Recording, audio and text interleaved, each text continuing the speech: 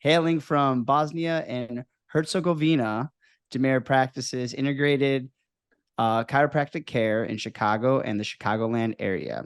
He uses methods such as active release techniques, Gratson, mobility systems like Kinstretch to treat his clients. And when Damir has some free time, he enjoys walks with his wife, mastering Brazilian Jiu-Jitsu and creating culinary delights. Damir, welcome to the Primal Foundations podcast. Honor to be here, Tony. Honor to be here. Speaking of culinary delights, before you get on, you were saying you were cooking up some grub right now, huh? Yeah, we're doing beef bourguignon for dinner. It's like a you braise beef pretty much in wine with some vegetables. It's really good. So it's like a nice, cold, rainy day. I was gonna grill some steaks, so I had those going as well. And then I was at the store. We needed milk, and I texted my wife, and I was like, do you want to do beef bourguignon tonight? And she was like, yes. And so she threw out a couple of things I needed to get, pearl onions and, thyme and some mushrooms. But it's a great dish. But I highly recommend it. It's really That's good. You just that's pretty much, awesome. yeah, can't go wrong with like beef and onions and stuff stewed for long periods of time. Oh yeah. Uh, hmm but yeah, thanks for being on the show. And I want to get into talking about chiropractic treatments and some of the other methods you use for the clients. Yep. For the listeners, what locations are you currently working out of to treat your patients? So I'm in two locations. I'm in Morton Grove, located inside Steel Fitness Club. It's like a regular gym, like a bodybuilding gym, in Morton Grove off of Dempster. And then 2 days a week, I'm also down at Shift Performance in North Center, which is a kettlebell gym that you also coach out of from time to time. And so I go back and forth between the two locations, but I'm mainly up in Morton Grove, and then a day and a half I'm down at Shift, hopefully looking to expand, but we'll see. Awesome, awesome. Nice little plug Yeah, for shift. Our boss will like that. yeah, that's right. Yeah, Mama So, Bear will like that. so for the field, getting into being a chiropractor, is that something that you want to aspire to, or is that just a kind of like your path just kind of took you that way? Good question. I think I always wanted to like be a doctor of some kind, kind of help people out. And I wasn't really interested in anything else, finance or engineering or anything like that. And I was pre-med in college, and then was on my way towards med school, or at least hoping to go towards med school. Was taking the MCATs, took the MCATs. Don't recommend it. It's not fun. And then I was seeing a chiropractor at the same time. I used to get pretty bad headaches. Actually, but I was seeing a chiropractor for like a shoulder issue that I had that was lingering from water polo. I used to play water polo and swam in high school, and then concurrently, I was experiencing like headaches all the time, like pretty bad tension headaches from being a student and bad posture and stuff, and it made me quit swim team in college. It made me it was pretty debilitating. And so I saw a chiropractor for the shoulder issue, and then he just happened to look at my neck, and he asked me, sometimes neck and shoulders are related, can I take a look at your neck? And he did. And working with him for a couple months, I mean, completely cleared all my headaches. And so it kind of floored me in the sense of like, well, wow, how is this dude, able to help me? I've got, I had MRIs, I had EEG, sleep studies, all these tests to see what the cause of my headaches were. And this guy was just kind of like, yeah, you're just, really tight on the base of your skull, bad posture, pretty bad, neck mobility, and you never do anything with your neck. You just sit in bad posture all day. And so it's compressing these little muscles, and they're referring pain to your temples, and you think it's Tylenol that's going to help you. And I was kind of like, this guy blew me away, and he was just kind of like an average chiropractor. He's super nice. And so that's when I started looking at, maybe this seems like a more interesting path on helping people. And so I applied and I got into Palmer West, which is out in San Jose, and that was the beginning of 2012. And correct me if I'm wrong. There's not that many. It's kind of hard to get into chiropractic school. There's like how many, like 20, 30 maybe schools in the country? I think there's like 17, 18, maybe something Oh like that. wow. Actually, my school is closing down, for financial reasons. I think they're getting priced out of the San Jose and the, Silicon Valley real estate market. The main school that started it all is in Davenport, Iowa. And then that has two other offshoots, one in Florida and then one in, NorCal. And I went to the NorCal one kind of purely based on the size of the school. It was only maybe 300 kids, 350 kids. It was smaller. And then, the main campus is, you know, 12, 1400, something like that. So it's much bigger. And, I went to Latin for high school and I really enjoyed the smaller class sizes in high school, and I went to UIC for college and that was a drastic difference, and so I really preferred the smaller class sizes. So I was like, oh, I'd rather go to California. I'd rather go to a smaller college. This seems like it's got a cool sports club. It seems like they do a little bit more like rehab and, PT kind of work. I wasn't really aware of all the history behind chiropractic and how much more, philosophically driven the head campus in Iowa was, and just more traditional, old school. And so I'm super thankful and happy that I went to the West one, but unfortunately it's closing, financial reasons. So that Oh sucks. man. I guess Yeah. the weather probably isn't too shabby either.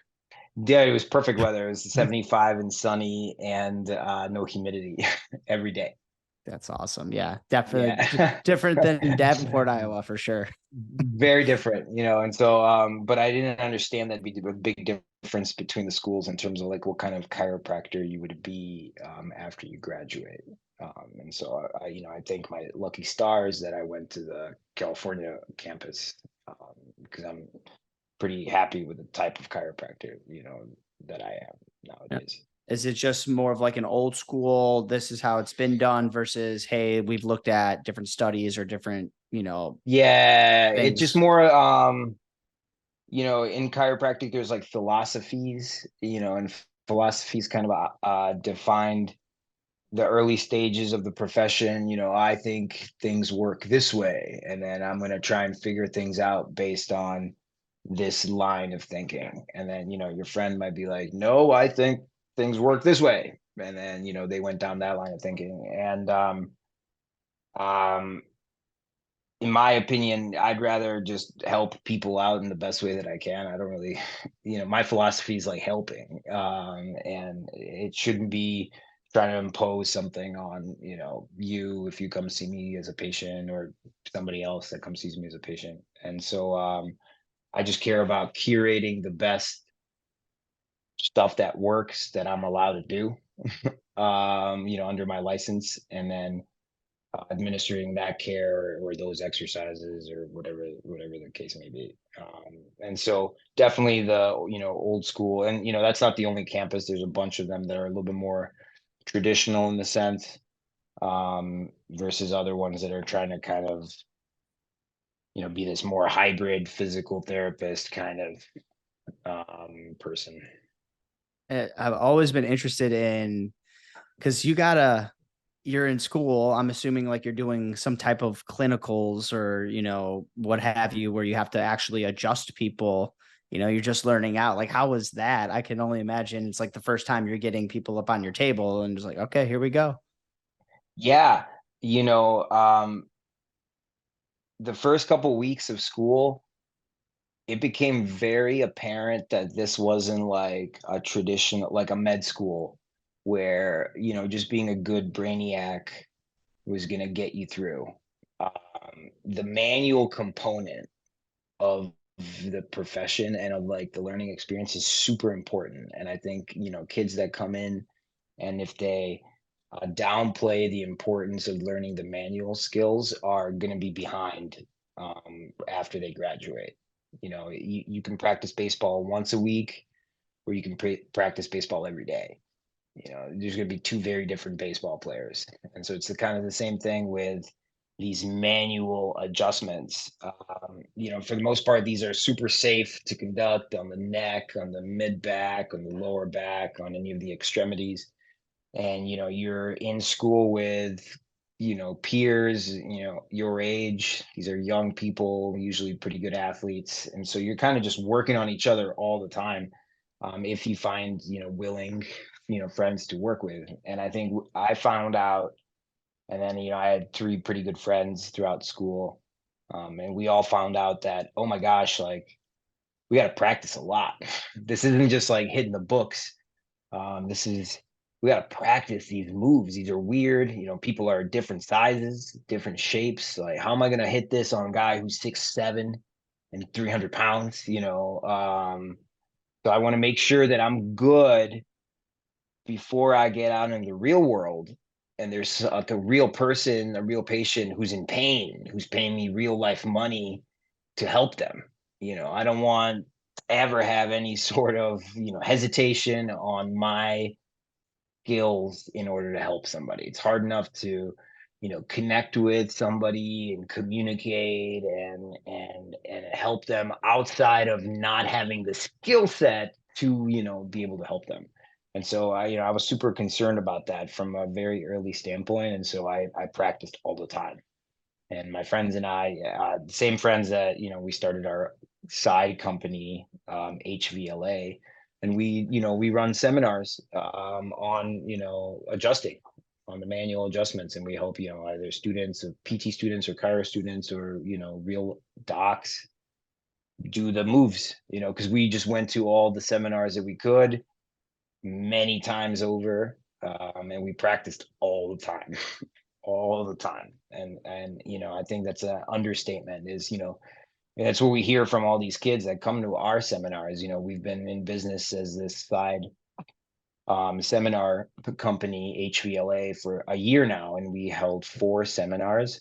And in every single seminar, we've had students from different parts of the program, a fourth of the way through, a third of the way through, halfway through, and then, almost finished, 4/5 of the way through, when they're in clinic, when they're treating real people.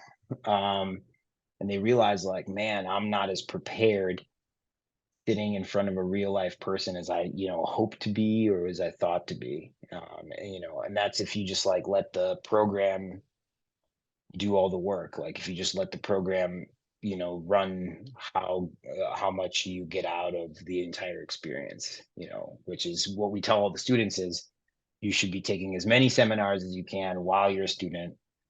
This is your time to like accumulate, the knowledge and the skills. You're not going to have time to like take new seminars after you get out into practice. And so it's super important that in this stage of your learning career, that you're doing as much learning as possible and not just kind of like hanging out when you have free time. So yeah, so he was just like driven by fear of not, fear of sucking. And then, that I think led me towards, trying to take as much stuff to be as good as I can be.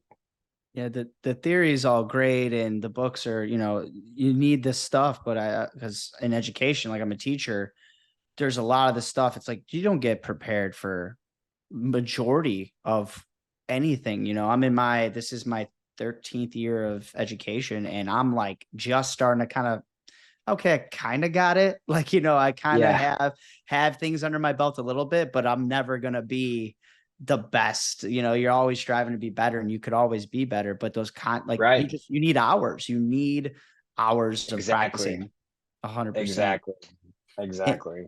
And your business, kind of your model, I guess, kind of just so happens it's based and adjacent with some gyms versus like Mhm. a storefront or a doctor's office. Has that always been the plan, or is it just kind of how it happened?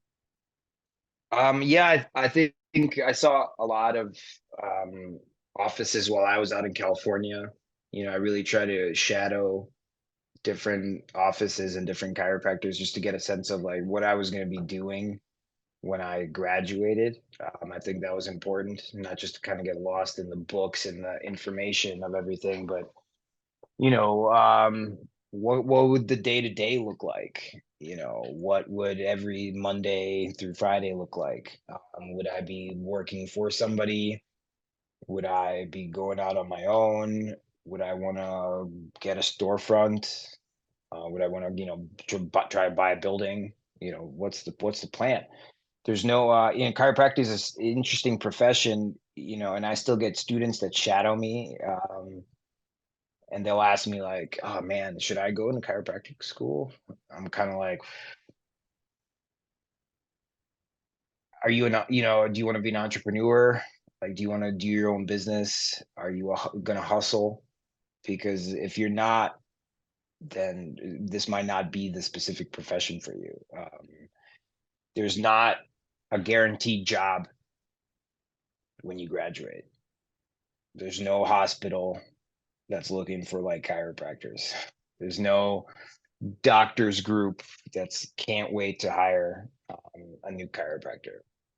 If you go out and if you don't start your own thing, you might get hired by another chiropractor who needs help in their practice. So you're going to be an associate, and they might not pay you what you think you're worth, et cetera, et cetera, et cetera. You might not get benefits, et cetera, et cetera. And so it's a tough kind of gig to get into. You have a lot of freedom and you have a lot of opportunity to work in so many different aspects and in ways that you want to. um, but it's a hustle. It's you got to work like everything else. And so I tell students, when they come shadow me, like if you're super serious about doing the work, the grind. Otherwise, if you just kind of want to just punch in and punch out, um, maybe physical therapy school might be better because you're gonna guarantee this like cultural acceptance. Like Mm. everybody goes sees a PT. It's all right. A very small percentage of the population goes sees a chiropractor. And when they do, they kind of come see you based on their own preconceived biases or ways that they already think that you might help them. People get confused when I give them exercises because they've never, thought that I might do that, or they've never had a chiropractor do that with them before. And so you're constantly swimming upstream, for lack of a better word term. And so if you're not, if you're going to get exhausted by that uh, process at any point, it's probably not the right thing. And so I shadowed a lot of chiropractors. I think 33 in California before I came back to Illinois. Just because I wanted to get a good sense of, I had a good piece of advice by, a grad who came back to school, and he said, just put together like a side binder of your future practice and just put everything that you like in there. If you go see a chiropractor, of everything you hate, if you go see a chiropractor, the color of the walls or the decorations, the type of table, the equipment, et cetera, et cetera. And a lot of the docs that I saw or that I emulated had already like a practice within a gym. Mm. And CrossFit was much bigger out west at the time. This is 2012 to 2015, so CrossFit was like really growing as a sport. And this model of like doc in a box was much more popular out west than it was here in the Midwest.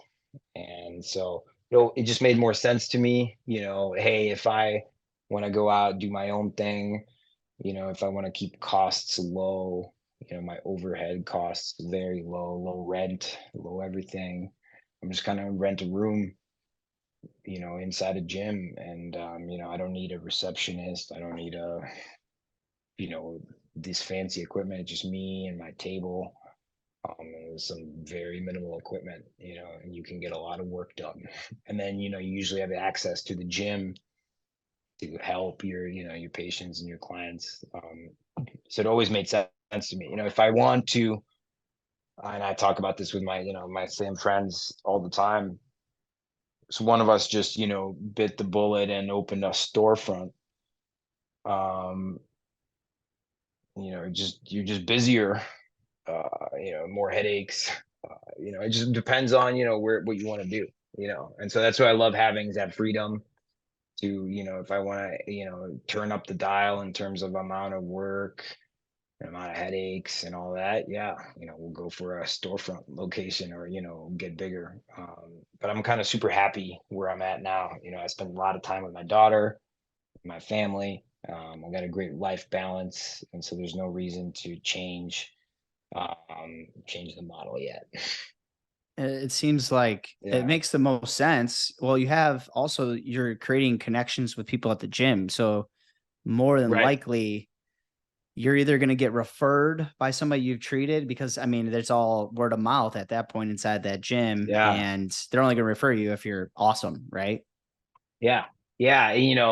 And the gyms that I'm in, it's not like I'm inside a gymnastics gym, something that I'm completely unfamiliar with. I have no business, doing. I'm in a kettlebell gym. That's really up my alley. I'm super comfortable. I teach a kettlebell class at the kettlebell gym. At the bodybuilding gym, I'm very helpful in helping the clients like progress or regress exercises, something that, they might not be familiar with because most people who are coming into a bodybuilding gym with a lot of machines usually have less experience working out, than somebody coming into a kettlebell gym or a CrossFit gym, something where you have to work out in open space with a barbell or a dumbbell that takes a lot more skill, practice skill versus, just jumping into LA Fitness and getting on the machines. Um, yeah. The movement patterns that people have, and like I see it if we're with young kids, especially as I'm coaching classes, I'm like, whoa, this is, and I got kids in the weight room after school that want to come and they want to put a barbell on their back. And I'm like watching them move, and I'm like, let's do a goblet squat first with lightweight. And I'm looking at it and I'm just like, until we can do this with like a 45-pound dumbbell, you're not getting under the bar. Do you find that Yeah. you see a lot of is, if you could have it your way, like how would you be progressing people into like strength training? I used to joke about this with my last business partner when I was in the CrossFit gym, and then he moved out to Georgia. He's like, if you were in charge, nobody would be coming to the gym because there just be like so many requirements before you're allowed to like front squat. You know what I mean? And that's not what people want to hear. They just want to kind of come in and do their own thing. I just think it if you're not aware of your physical limitations, if you don't have a great sense of your kinesthetic awareness, think about like how a break dancer moves through space or a gymnast moves through space.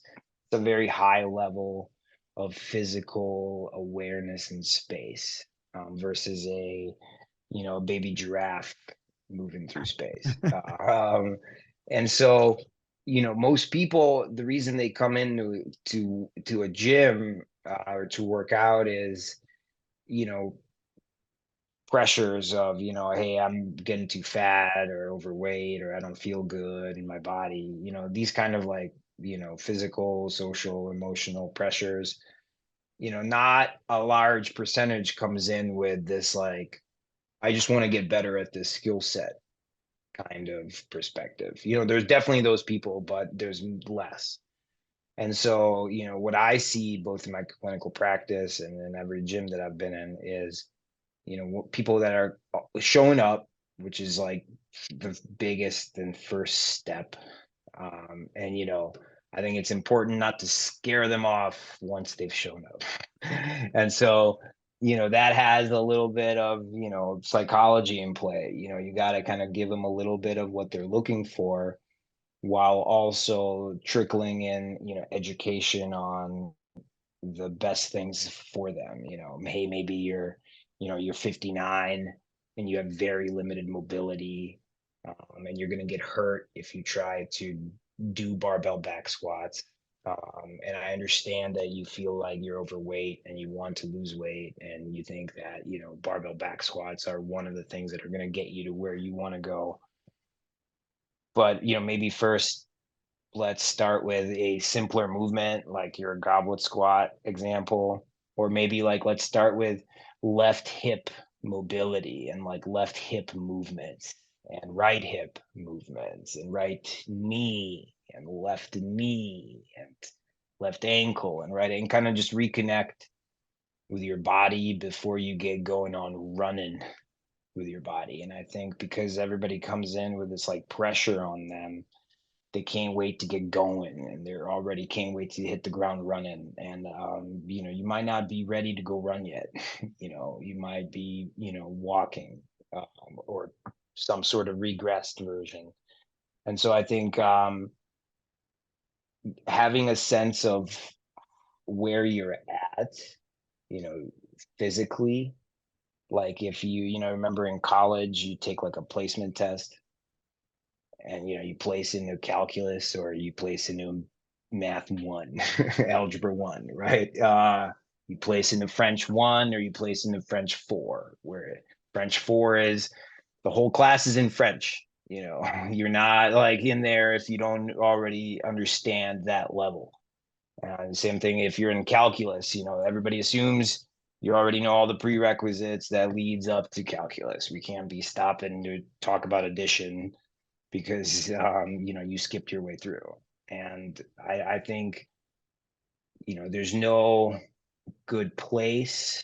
Most gyms don't have a placement test, if you will, like a physical placement test that helps both the gym team of coaches and whoever, and more importantly the client, like realize where they're at, from a physical standpoint. Like, wow, yeah, I may have had this idea back when I was younger. I used to do backflips and run track and all this kind of stuff, but it's been 24 years of work as a, office worker, and I got kids now, and I can't do that same stuff. I might have this memory of being able to do it, but what can I do currently? And I think um, not having a physical like connection with your body makes it very dangerous when you try to make decisions on what you want to do to take care of yourself, like how you want to go work out. Should I do Orange Theory? Should I do CrossFit? Am I going to run Tough Mudders? Like, what's the best way to stay healthy? And it all starts with like, where are you starting from?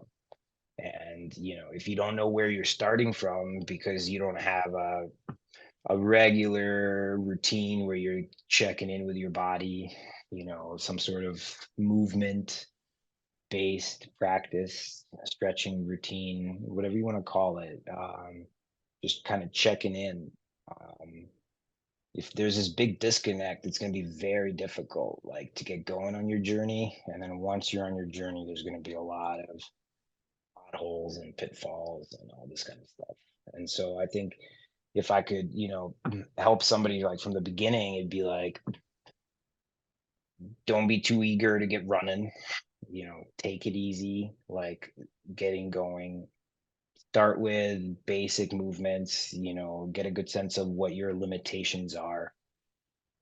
And then stay within those limitations from if you're going to exert yourself, like with a lot of exertion and a lot of effort, stay within those physical limitations.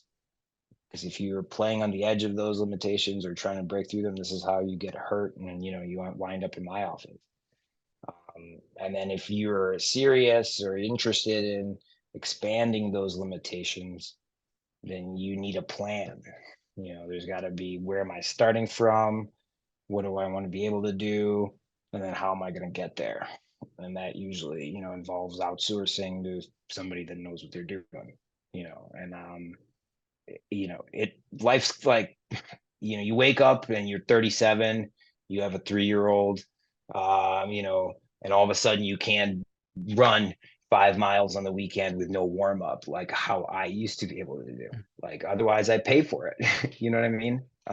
Um, and so it's super important to have a constant idea of where you're at physically, staying within that. If I just kind of want to get a workout in, or if I want to exert myself, and then working on expanding those limitations, especially as I get older, if I'm interested in doing, physical things with my body. Yeah, there's gyms that they don't take the time to put the work into assessing a lot of the clients, because it's like, oh, you're joining the class. Okay, you're doing what the class is doing. And I have like Right. a huge problem with that, because you just, it's like you're programming front squats or barbell cleans. It's like, I can't even Yeah. do that. I can't even get in the front rack Yeah. position properly. And you just got some Joe Schmo. You already got their money. They're in here, whatever. But what do you think Right. about and I'm not sure if you're even familiar with it. You might probably are, but the FMS, the functional movement screening.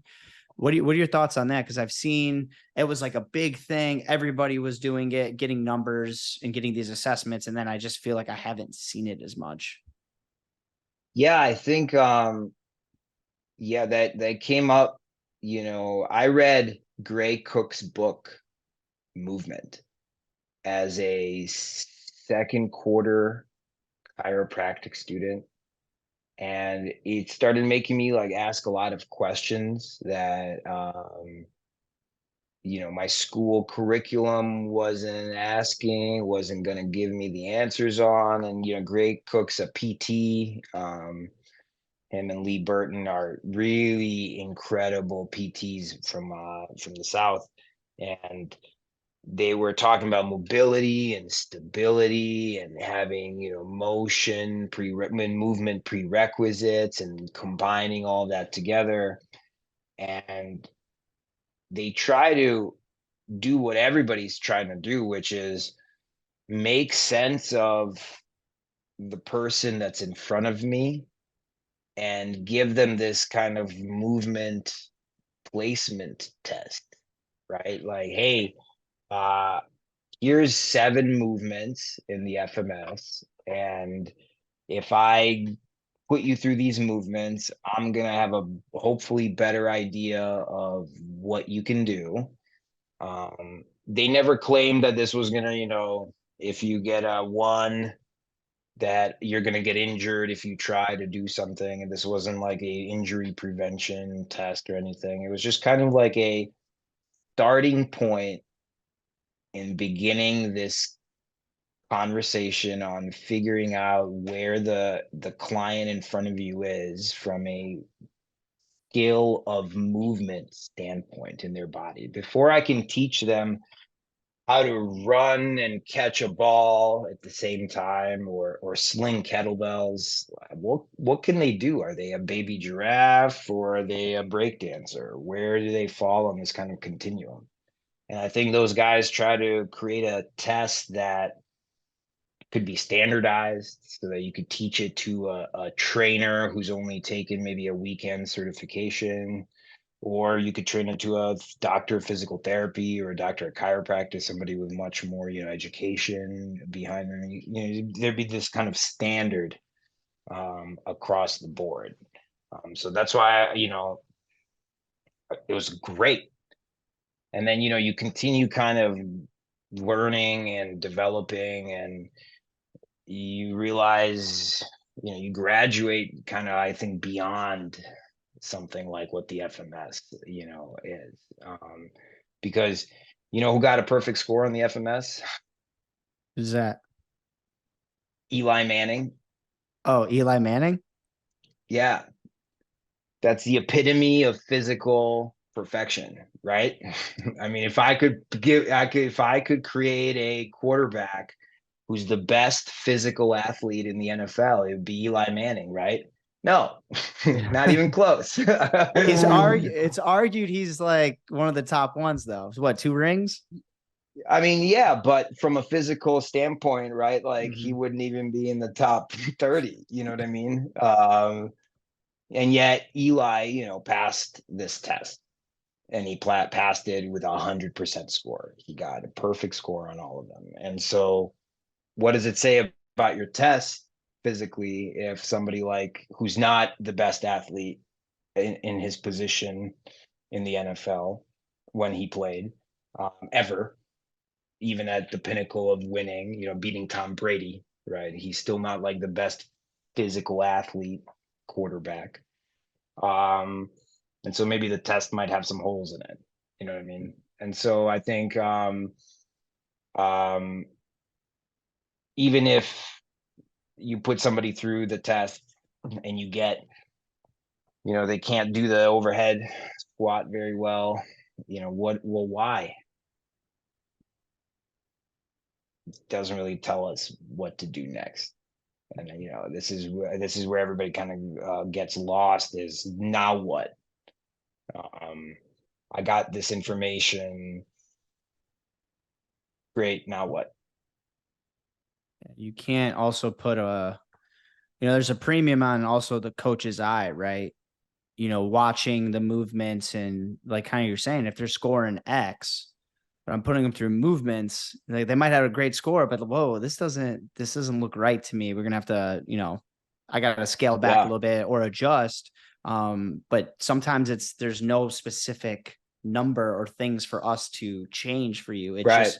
It's up to the coach's eye, and it's just those contact hours we're talking about of like, hey, this is not written this way, or it doesn't supposed to look, exactly like this, but yeah, giving the client, the cues that they might not typically get anywhere else but besides a coach. And that's why I always say, like, coaches have this eye that sometimes it's not written down in the book, like his ACE and NASA, all these other things.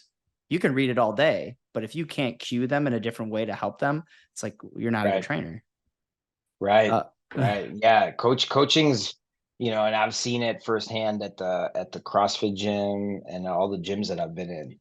Coaching, especially coaching a group class, is incredibly difficult because you're getting in so many different people from so many different backgrounds, from so many different skill levels and physical competencies. And you have a program on the whiteboard that you're trying to, institute, but you understand that not everybody's going to have the same capabilities at executing all the exercises for today. And so you're trying to get a sense of, okay, John can't do this, but Sally can. Okay, I don't have to worry about Sally as much when we get going on this part. I have to watch out for John more. Maybe I'll regress him in a way to still challenges him so that he doesn't feel like he's in the corner doing rehab. But he's not going to get hurt if he exerts himself on a higher level on the threshold scale. Coaching is very difficult, and I have so much respect for coaches and trainers, especially the ones that teach a group class, because wielding 7, 10, 12, 15 humans before or after work doesn't matter. And trying to get them all on the same goal to accomplish the same kind of thing, it's a lot of work and it takes a lot of skill. And I have all the respect in the world for coaches. for like people that, because I see this all the time. I've gone to I don't know how many gyms in my life, like whether I've coached at that gym or I was just a member at the gym, like prepping for, and let's just say overarching like strength training, like prepping for a strength workout. Is it movement prep? Is it dynamic warm-ups? Is it foam rolling? Like, it could be whatever, or is it like it should be more like this? Yeah, I think it depends on the person. I think if you're 16, I don't think you need the same, or at least you can get away with less of a standardized warm up than a 37-year-old or a 57-year-old. So I think age is an important factor, no matter how much we try to not say might be. Um, I think you gotta warm up the body, so you gotta heat it up. And so however you do that is irrelevant. If you come into the gym and I test your cold mobility, I see what your hip range of motion is when you walk in within the first minute of you being in the gym. I test your hip mobility, I test your shoulder mobility, and I get numbers. And if I just put you on a bike or put you in a sauna or make you do jumping jacks or do anything that kind of warms you up, and after 10 minutes, if I retest all those numbers, they're going to improve. They're all going to get better. And so there's no reason to work on hip and shoulder mobility before I've physically warmed my body up. And so I think about it as you should probably warm your body up before you're about to seriously train. And then what kind of training are we doing? Are we doing, dumb, don't have to think about it a lot kind of training, just kind of a high effort and just put your head down and work? Are we doing some, higher level, um, neurologically driven, just more, difficult training? Well, then I'm going to slowly work my way and prep myself for something like that. Think about like just throwing a ball overhand just for fun versus throwing a football trying to hit, a go route or, trying to hit a fade. That throw of a football is more specific than me just throwing my hand in an overhand motion, but they're both throws. And so if I'm, coming to a gym, and if I'm about to do some throwing sport, if I'm a quarterback, so I'm going to come in, I'm going to warm my body up, and then I'm going to warm my joints up that are going to do the work of today. So in this case, my shoulder blade, my thoracic spine, my neck, my elbow, my wrist, all those individual components. I'm going to kind of get them going, get them ready for the work we're about to do. I'm going to start a generic low in terms of neurological effort kind of throw, just overhand, nothing to it. And then I'm slowly going to laser into the specific type of throwing that I'm going to be doing. And that's much more specific, skill practice versus like a more generic practice. But if I'm a regular person and today's, upper body day or lower body day, I'm going to come in, I'm going to warm my body up.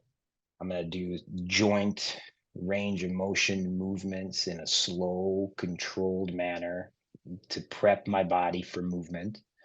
And then if I'm doing squats and deadlifts, I'm going to start specifically working towards doing some squats and then or specifically working towards doing some deadlifts. And then I'm going to slowly work my way into it. And I think, from my opinion, that's the kind of the best way to work your way in, both like a physical way and like a mental neurological way to prep yourself for that kind of training. I feel like I don't have the training does depend, but I feel like I have staples. Like I'll have some ankle work always, even if I know I'm not squatting. I just try to work on my ankles because you've seen my ankles. Uh, I have. I'll be doing some hip, something like Froggers, rockbacks.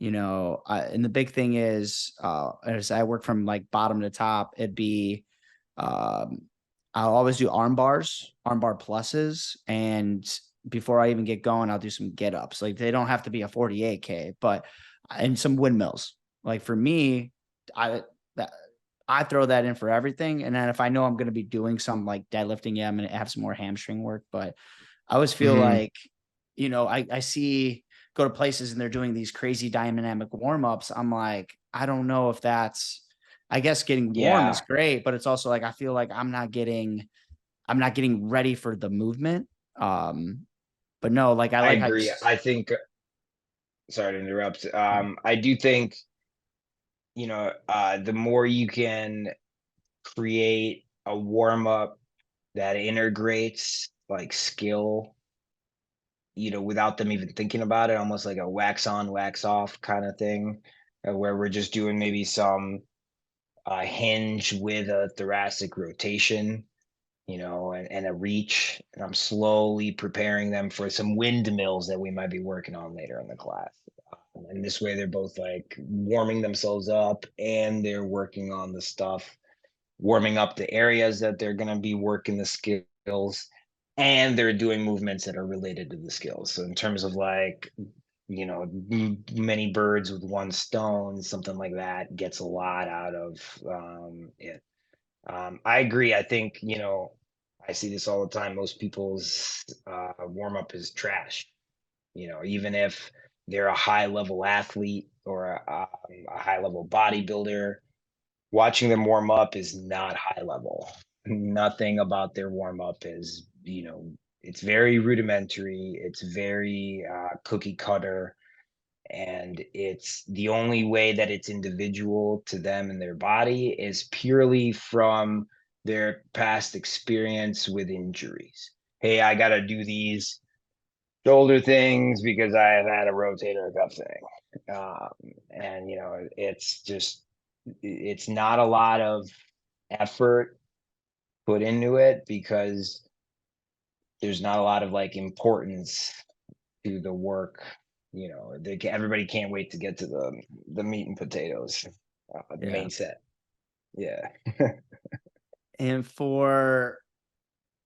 with training, I look at, like, not to get controversial of CrossFit, but for training, when you see workouts and styles of programming that is high intensity, long durations, either trying to punch the clock or hit a time, whatever rep count.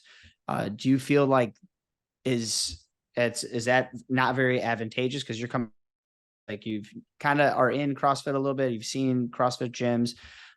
Is that advantageous Yeah. in terms of like this muscular skeletal system? No, most people probably, and this is, why CrossFit's not popular anymore like it used to be. You know, I think it's a great way to get people in the door. It brings a lot of like community together. There's a lot of camaraderie with like this, collective, sweat um, and effort. But too many people are just unqualified to do all the moves in CrossFit. You know what I mean? And I think there's a lot of gyms out there that tone down the programming and they make it more applicable towards the modern man and the modern woman. But there's a lot of gyms that don't, where you come in and it's, the RX recommendation for men today for deadlifts is 225 pounds in the barbell. And you're going to do, you know, 21 reps.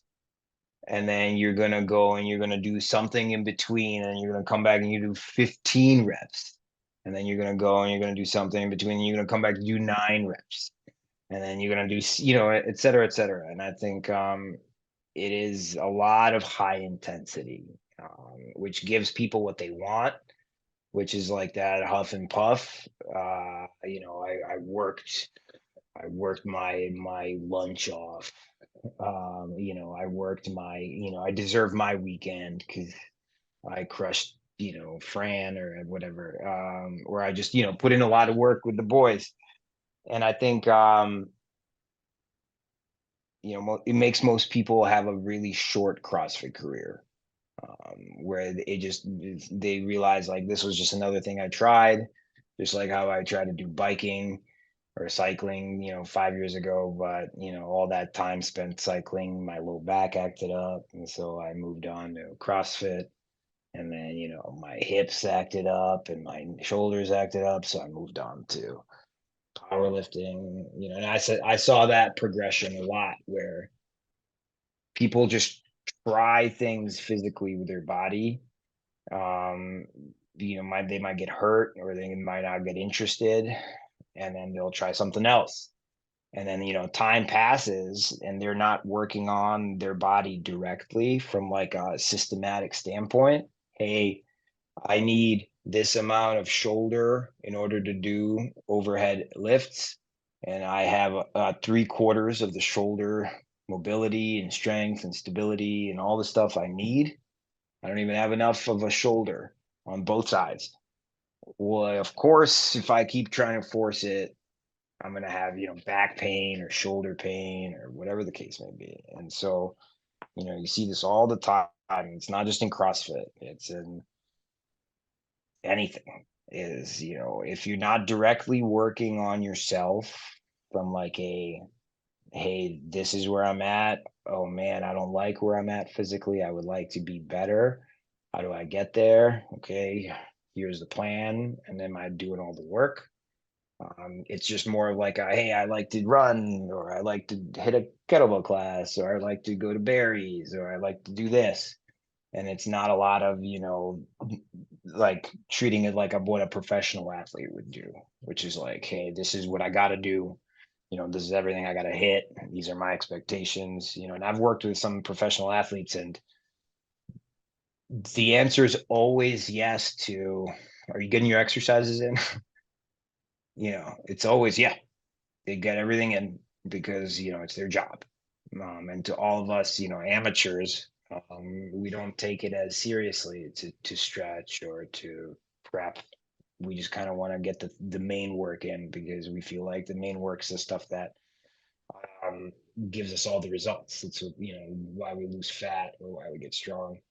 And so I think CrossFit is great for a lot of reasons. I love the variety behind it. Making people do gymnastic-y kind of work, or more calisthenics, more weightlifting. But I also think, you shouldn't try to force barbell snatches on, North Shore Chicago moms who just want to lose some weight and look good.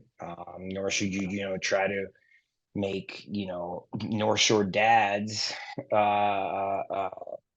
do barbell, you know, whatever cleans, Olympic, clean and jerks.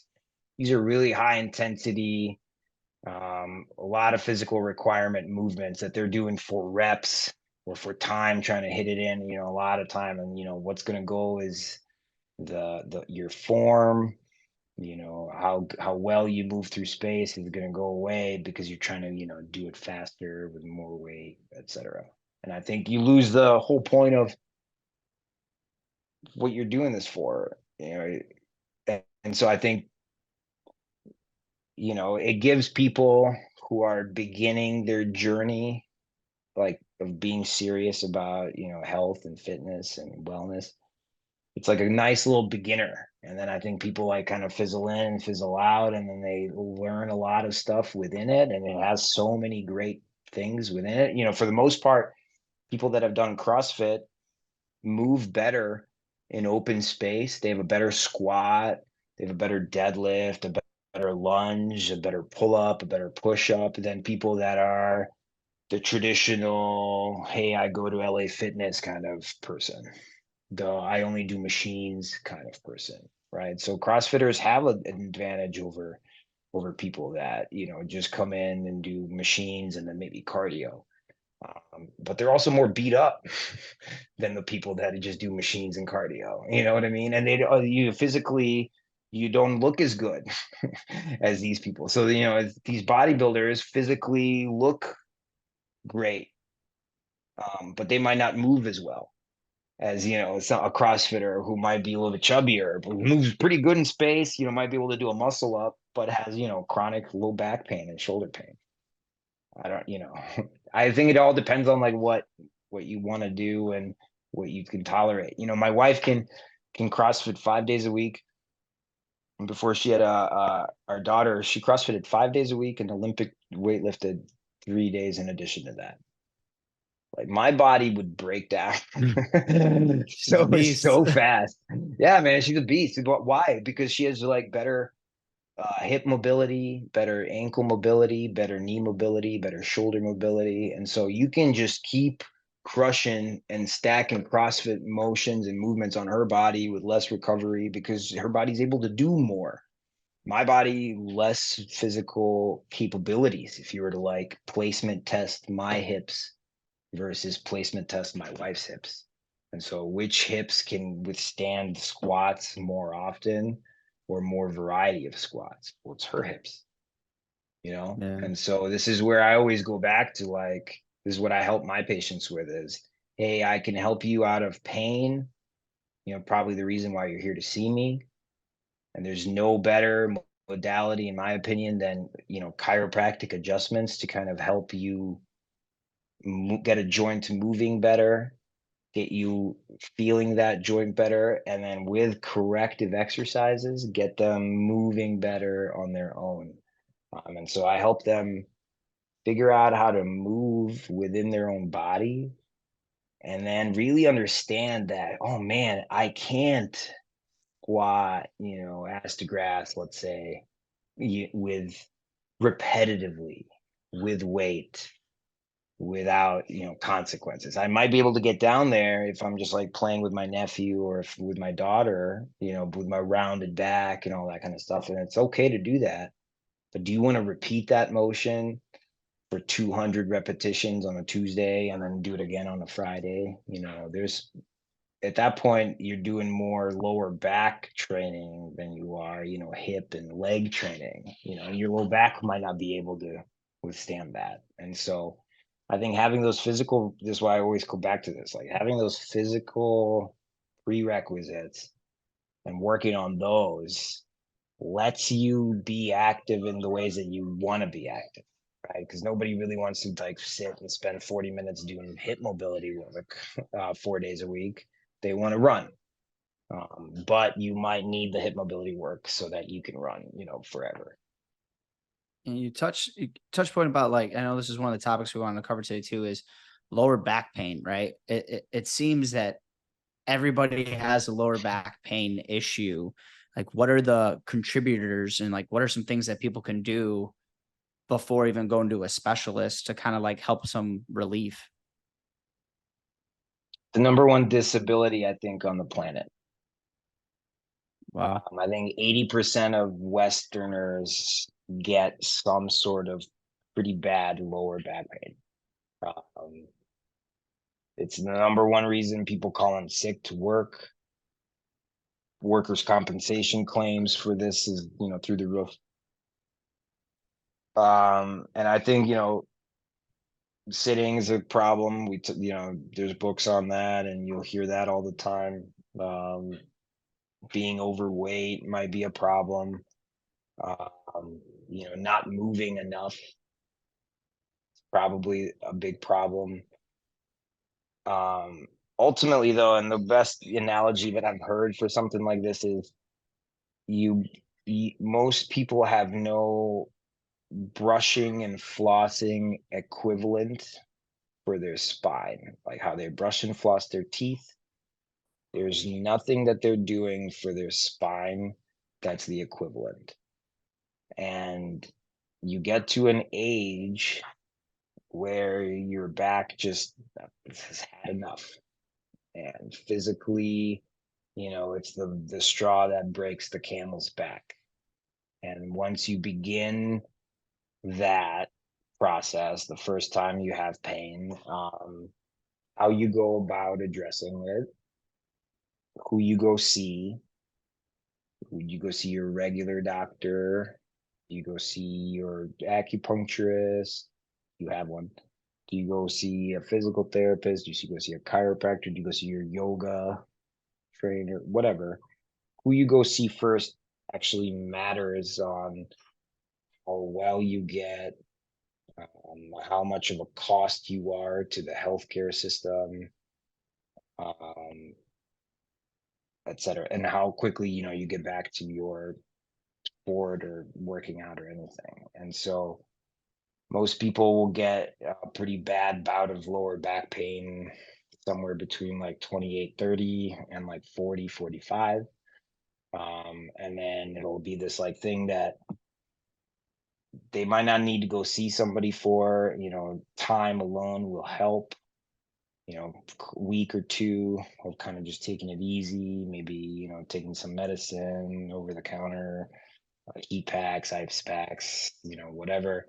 The pain will get better, and you might be able to get back to doing what, work. You might not be able to deadlift, hard. And there might be, a couple months after that, you might be able to deadlift hard again. But, it'll come again, maybe a year later, a couple of years later. And then, it might start happening more often.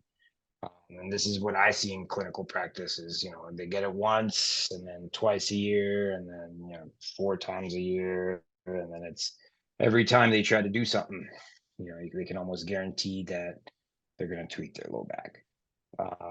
And that's because usually when you tweak it, we'll avoid doing anything.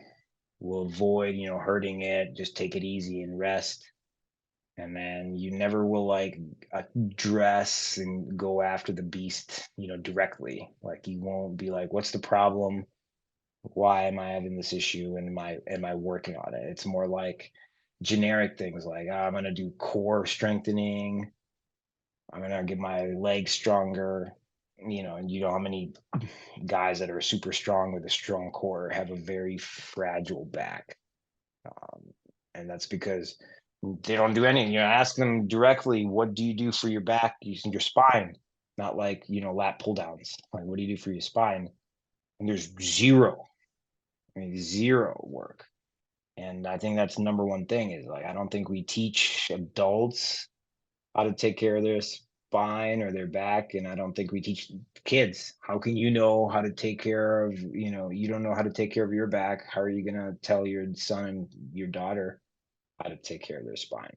Um, and so you see this, in as a, as an educator in PE class, there's no system of, hey, no matter what we're doing today for PE, whether we're playing a sport or whether we're running outside or whether we're just stretching, there's no standardized, hey, we're warming our necks up, we're warming our spines up, we're warming our shoulders, we're warming our elbows, we're warming our wrists, our knees, our hips, our ankles, etc. And we do this every day, no matter if we're playing baseball or kickball or dodgeball. We do this every day so that every kid that has to take gym class learns how to take care of their body because it's physical education, and not just like the athletes that are going to see a trainer or going to see a chiropractor.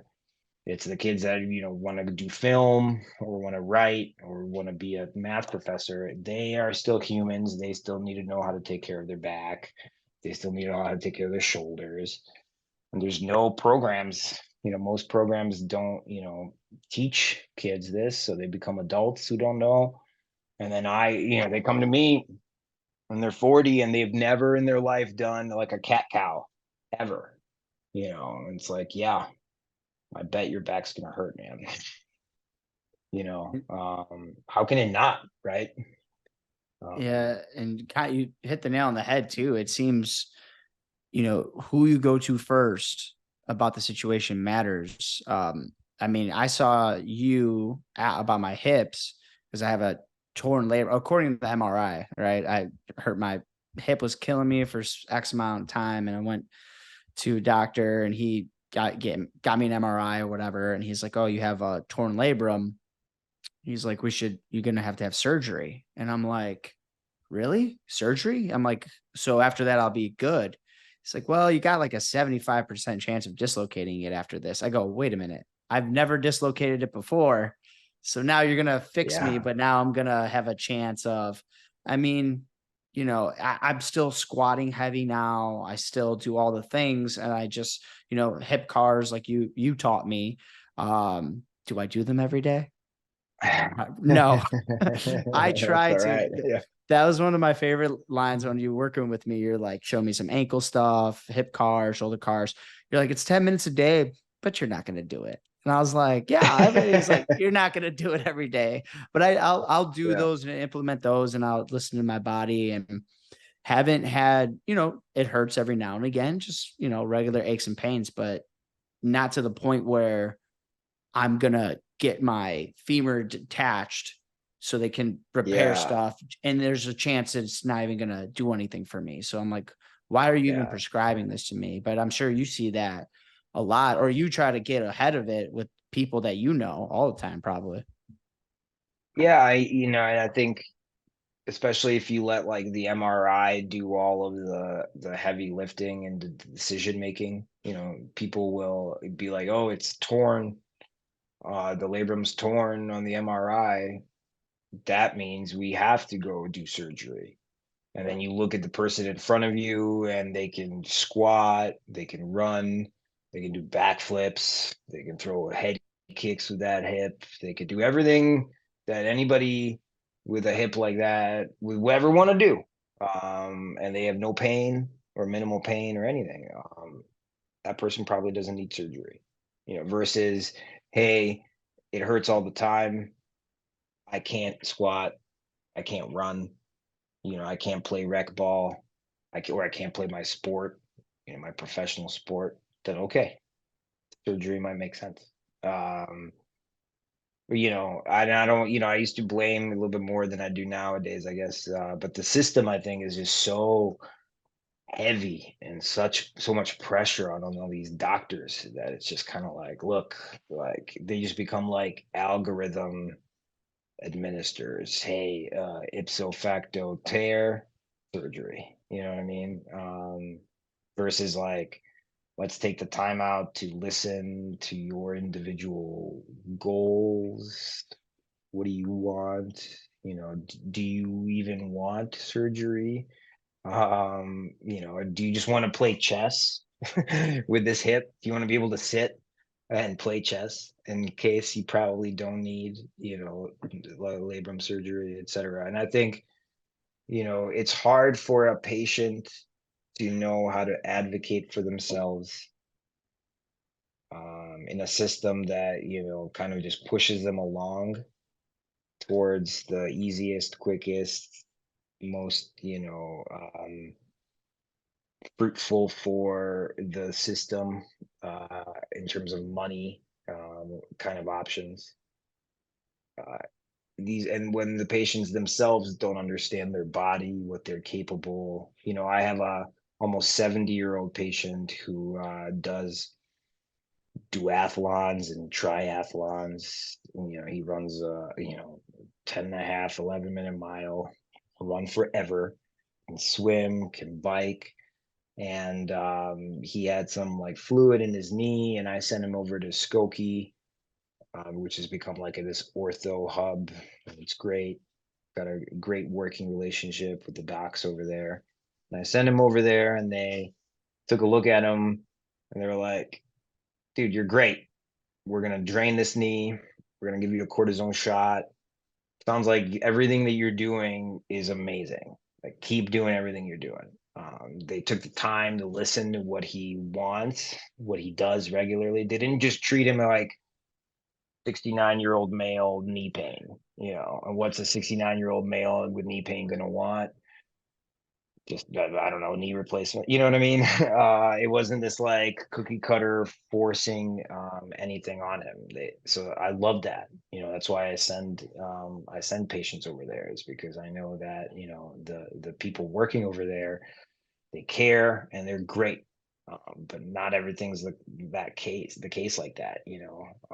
A lot of the time it's just you're being pushed through the system, and so if you don't know what to do when you get hurt and you just kind of go in and enter the system, you might wind up, about to go get surgery on your lower back, and your pain is a 3 out of 10. It's not just debilitating in your life. It's not preventing you from doing these things. It's just you've tried medicine. You might have tried a cortisone shot, and this is just the next step in the process. It's like, well, we're just going to go in there and cut something out or whatever. And they do this. This is all the time. This isn't me fear mongering. It's just what's normal versus like, hey, it's great to get this inside picture with something like a magnetic resonance image. This is amazing technology, and we'll use it, but it should be used as a tool under the guise and direction of a clinician who's running the show. Patients come to me, and day one, this is a new patient. I've never seen them before. Day one, their first time having the pain that they were coming in to see me for, and they want to get an MRI. And I understand that because they want to know what's happening.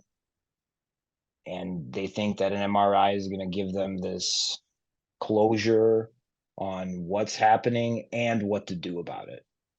But that's not the case. Definitely doesn't tell you what to do about it. And sometimes it doesn't even explain why you have the pain. They might be coming in for debilitating nerve pain, sciatic nerve pain down their leg from their back. And they might be demanding an MRI, and they'll go and get their MRI and it shows nothing. There's no big bad disc. There's no, nothing's pinching on the nerve that they thought. And then what? Right?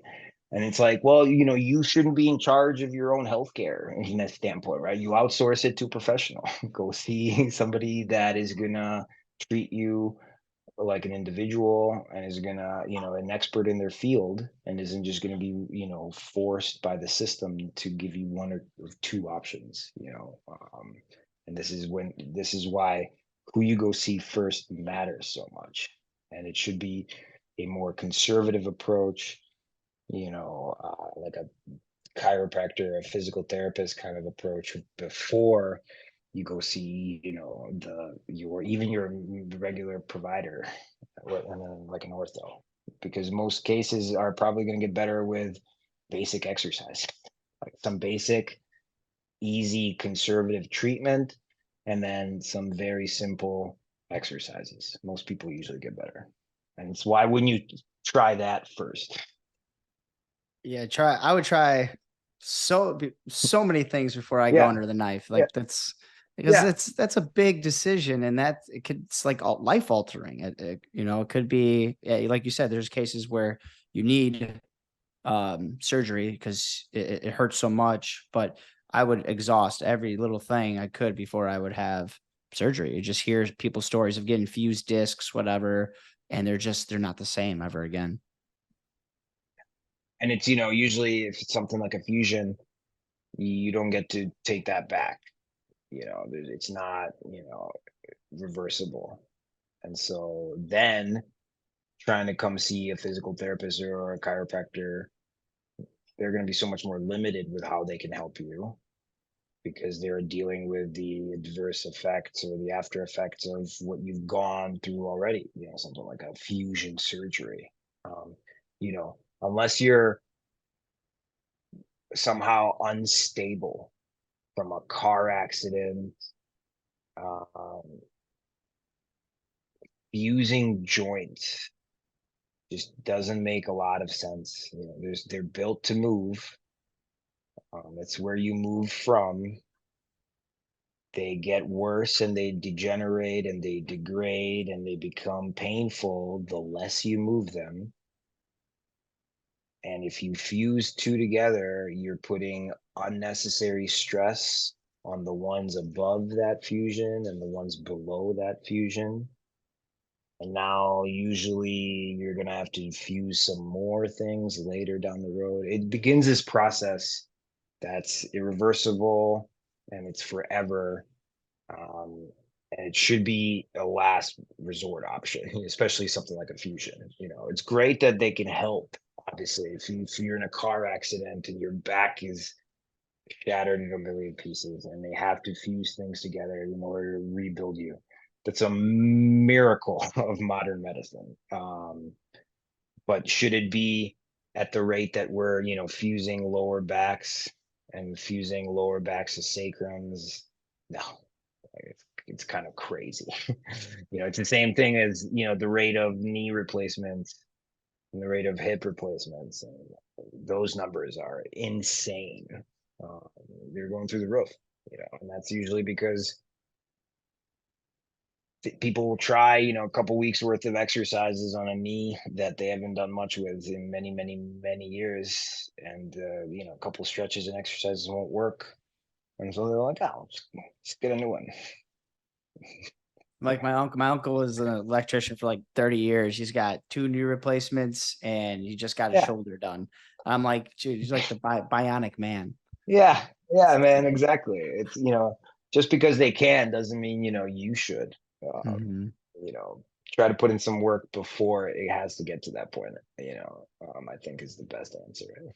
Absolutely. Well, I want to Yeah. close out here, just kind of talk about, one, how people can connect with you, and then two, any new things coming up, any seminars, classes, or things like that. So they can connect with me through my website, activehealthchicago.com. And that's going to lead you towards contacting me or booking with me or just more information on what I do and how I help. Um, from a, things coming up standpoint, we're trying to get some new seminars for 2024 for my HVLA company down in Dallas, and then back out in San Jose, and then back out in Davenport. Nothing's really set in stone there yet. I think we're all loving the holiday, taking time off. This is completely our side gig. We don't need to be doing this thing, and sometimes you realize, like, man, kind of nice to not have something else to be working on. Wow. I just started. I'm taking this 100-hour post grad, sports certification currently, and I have my test in April. And there's a lot of hours of online instruction that you got to be doing, and I've just been not on top of it the last 2.5 months because we've been doing this other thing. So it's been kind of nice to get back to some other stuff that I've left on the sideline. But yeah, I teach my mobility class on Wednesdays at shift, and then I coach kettlebells at shift on Wednesdays. And I love coaching and I love teaching in a group class. I think you can influence a lot more people than in a one-on-one setting. That's why I love teaching in a group class. And so I have a YouTube channel, is because the more people you can influence, I think the better. And if the message is good, and I just try to curate the best information and then just pass it on to my patients. I don't make any of this like stuff up. This isn't any of Damir's mobility or Damir's chiropractic. It's just stuff I've learned from other people that I think is the best quality. And so that's why I teach to my community of friends and patients and everybody. Yeah, I'm gonna link your Instagram, your website, YouTube, all that stuff, so people can get easy access. And if you haven't been on, Appreciate it. Damir's YouTube, like it's really good. There's so many different mobility exercises and just like YouTube shorts and long versions of things. So I if I'm like looking for Hmm. something, I'll scroll through there. I'm like, oh, I'm gonna try that one today. This Yeah. was awesome. Yeah. Do some ankle stuff. Yeah, for sure. Well, Yeah. thanks again for coming on, and thanks to everybody listening to the Primal Foundations podcast.